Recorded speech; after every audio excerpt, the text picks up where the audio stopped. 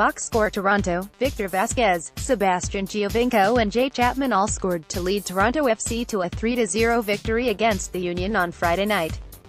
Vazquez got Toronto on the scoreboard in the 29th minute and Giovinco made it 2-0 in the 65th with his first goal of the season. Toronto, 2-4-1, earned its first league victory in 5 weeks. Chapman capped the scoring in the 90th. Toronto started the night last in the 11-team Eastern Conference, but leapfrogged Montreal and D.C. United. The Union, 2-4-2, are a point ahead.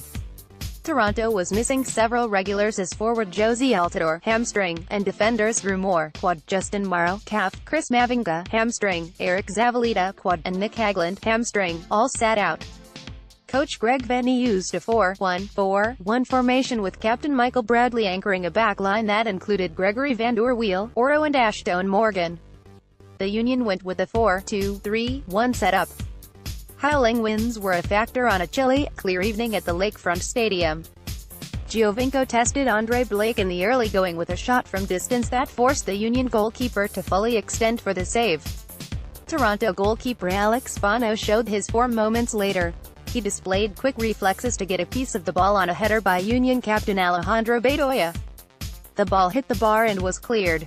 Giovinco helped set up the opening goal by finding Nicholas Hassler charging down the right side. Hassler fed the ball into the middle where it was deftly stroked into the corner by Vazquez. The Union managed the occasional scoring chance, but seemed rather flummoxed overall. Toronto used quick, efficient passes and an aggressive style to break down the Union defense. Vazquez helped pull the strings for Toronto while Bradley and Van Der Weel offered a steady presence at the back. The Union's Jack Elliott was shown a yellow card in the first half. Giovinco and Morgan were also carded before halftime. Toronto used a strong counterattack to pad its lead in the second half as Jonathan Osorio found space in the midfield before passing to Giovinco outside the box. Giovinco took advantage of a rather timid defensive effort from Elliott, who didn't make a challenge and stumbled. The Toronto star moved past him and used his left foot to squeeze the ball past Blake. Chapman later delivered a quality strike for his first goal of the season to put the game out of reach. Toronto's last MLS win was 3-1 over Real Salt Lake on March 30th. The Reds fielded reserve-heavy lineups last month during their run to the CONCACAF Champions League final. On one hand, you can say that the Union are catching Toronto FC at a good time considering they're injured and feeling the after-effects of a grueling run through the CONCACAF Champions League. On the other hand, we have to go now on the road now to Toronto to face probably what is the best roster MLS has ever had.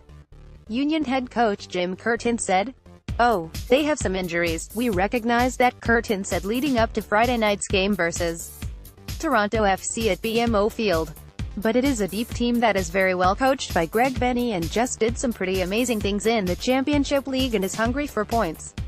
Like everyone else associated with MLS, Curtin watched in awe as Toronto came agonizingly close to winning the CCL, the premier competition for club teams in North America, Central America and the Caribbean.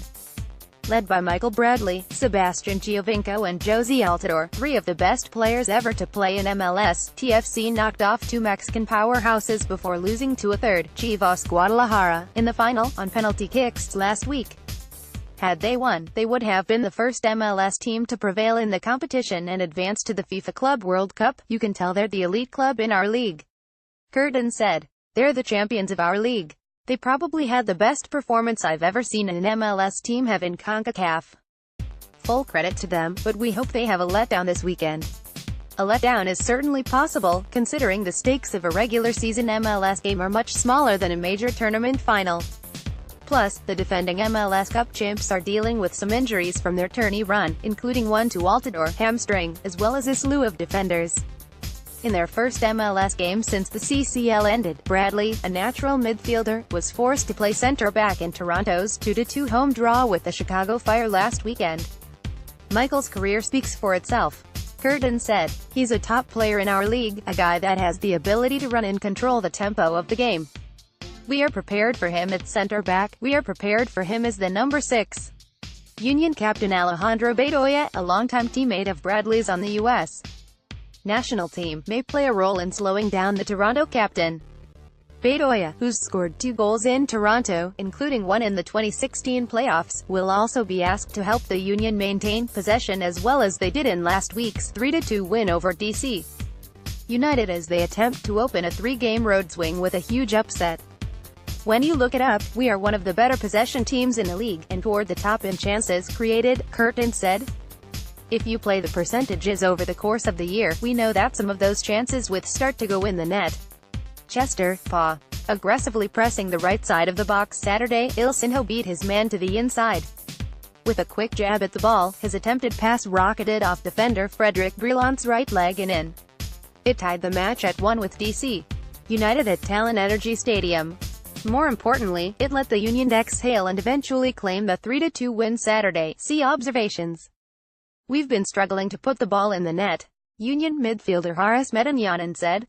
It was a relief to get the first one in. It wasn't the prettiest goal, but it was an important one for the Union's young and frustrating season. The goal snapped a 243-minute scoreless run and was the Union's first goal in 2 games, and second in its last 6 matches. The Union were winless in 5 matches prior to Saturday. You look at Ilsinho's goal, he just toes it but it finds its way into the net, said Union manager Jim Curtin, who was confident that any break on a goal would open the door for more. You have to shoot to score, and although we had more chances to let it fly, I can't be unhappy. Although United had scored first in the opening 10 minutes and managed to tie the game with a late goal by Darren Maddox in the 70th minute, the Union were easily able to overcome those issues thanks to Ilsinho's first-half goal. It seemed to settle the frustrated team, which went on to outshoot United, 23-4. No matter what, it helps to score, said Ilsinho, who made the start for Fafapico. We worked well today. We did a very good job today against a good team. They score first and then we score 3 goals. I think it's good for everybody. Ilsinho's fortunate bounce tilted the field in the Union's favor and opened the door for CJ Sapong to score his second of the season. Ultimately it comes down to executing and getting the goals, Sapong said. We've been in that position many times this season when we've had a lot of possession but the results didn't go our way. Today, everyone is glad to see shots go into the net. The momentum also allowed Borek Dokal to come alive. The Czech attacking midfielder and linchpin of the Union attack grew as the game went on. His early season struggles were forgotten when in the 72nd minute, he found an opening on the right side of the box and launched a confident rising shot that found the top of the netting. It was a clear sign that the Union's offense might be starting to gel. It feels like, finally, Dokal said. We needed to get some points today. I scored the goal and we created chances, but sometimes, this year, it felt like it was not enough. In 3 or 4 games we struggled to score a goal, so I felt the responsibility to do something with the result.